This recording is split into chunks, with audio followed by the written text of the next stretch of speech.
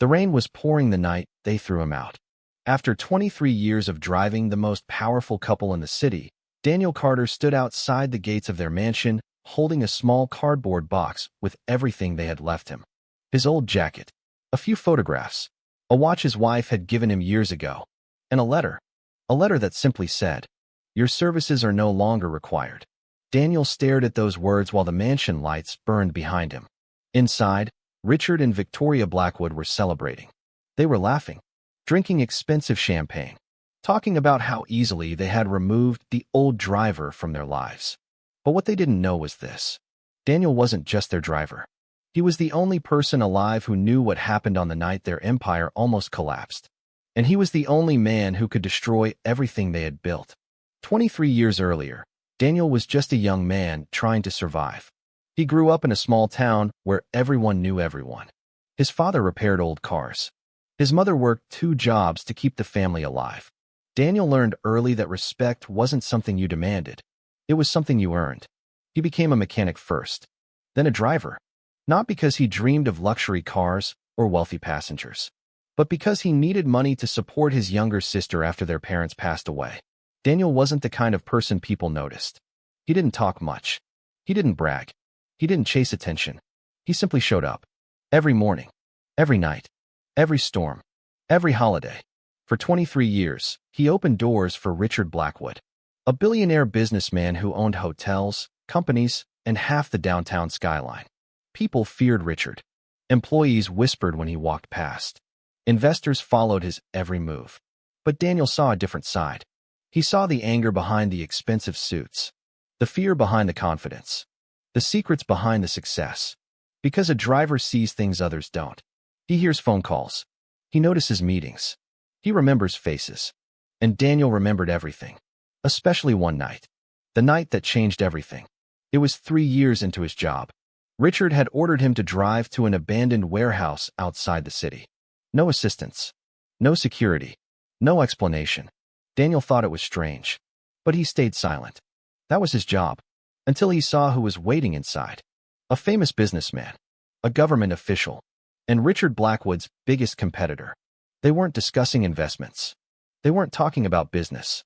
They were making a deal. A deal worth hundreds of millions of dollars. A deal built on stolen technology. Daniel sat in the car, waiting. But then, he heard shouting. The meeting was falling apart. The competitor wanted more money. The official threatened to expose everyone. Richard lost control. That was when Daniel saw something he was never supposed to see. A folder. A black folder. With documents inside.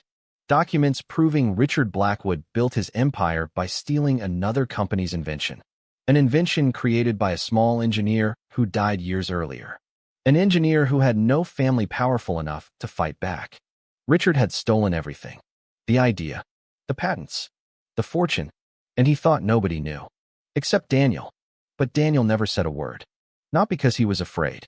Because he believed one day the truth would come out. Years passed. Richard became richer. More powerful. More untouchable. And Daniel stayed behind the wheel. Watching. Remembering. Waiting. Until the day Richard fired him. The reason? A younger driver. Someone cheaper. Someone who didn't ask questions. Richard didn't even look at him when he said it.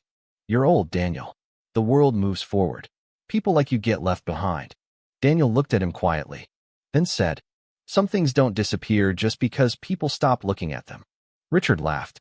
He thought it was a meaningless goodbye. But 3 days later, everything changed.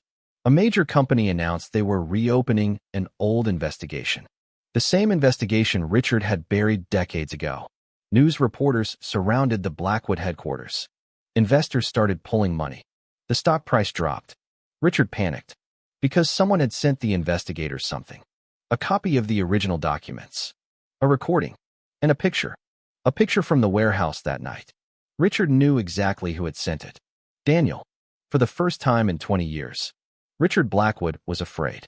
He found Daniel living in a small apartment across town.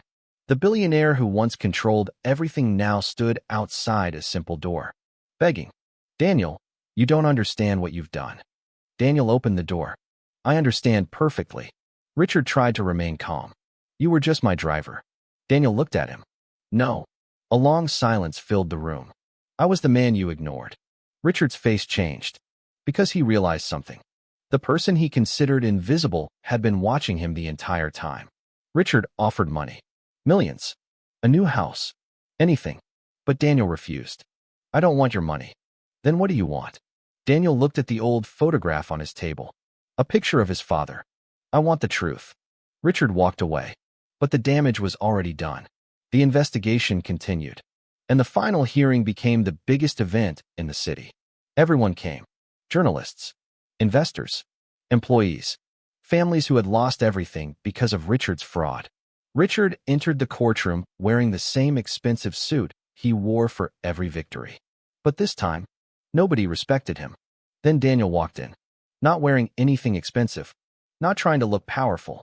Just an old driver carrying a small envelope. The courtroom became silent. Richard smiled. You really think anyone will believe you? Daniel looked at the judge. I don't need them to believe me. He placed the envelope on the table. I brought someone who can prove it.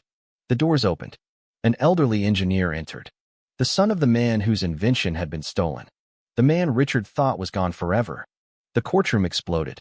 Richard froze. Because the last piece of the puzzle had arrived. The engineer's son revealed the original blueprints. The patents. The hidden records. And Daniel revealed the recording from the warehouse. Richard's own voice. Admitting everything. The billionaire who had spent decades controlling everyone was finally powerless. The judge looked at Richard. Mr. Blackwood, you built your empire by destroying another man's life. Richard had no answer. For the first time, the room saw him exactly as he was. Not a genius. Not a leader. Just a man who believed money could erase the truth. Months later, Richard's company was gone. The stolen fortune was returned. The engineer's family finally received justice. And Daniel? He didn't become a billionaire. He didn't chase fame. He returned to the small town where he grew up. He opened a small auto repair shop. Young mechanics came to learn from him. People respected him, not because of his money, but because of his character. One evening, a customer asked him, Daniel, after everything they did to you, why didn't you destroy them sooner? Daniel smiled, looked at the sunset, and said, because revenge is easy. He paused. Justice takes patience. And for the first time in many years, Daniel Carter was no longer the man behind someone else's wheel. He was finally in control of his own life.